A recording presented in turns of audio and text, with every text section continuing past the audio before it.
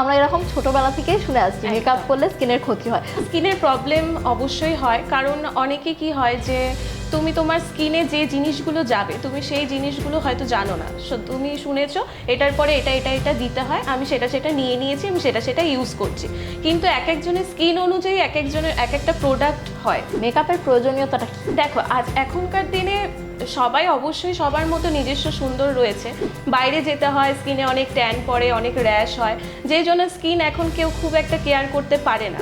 নিজেকে একটা অন্যরকম লুকে তার স্পেশাল দিনটাতে আরেকটু স্পেশাল করে তুলে ধরার জন্যই তারা এখন মেকআপটা করে। আপকামিং মেকআপ আর্টিস্ট যারা রয়েছে তাদের জন্য কি বার্তা দেবে? আপকামিং যারা মেকআপ আর্টিস্ট রয়েছে তাদেরকে বলবো যে হাল ছেড়ো না বন্ধু, ভালো করে ধৈর্য ধরে কাজ করতে থাকো, কাজ করো, সাজাও,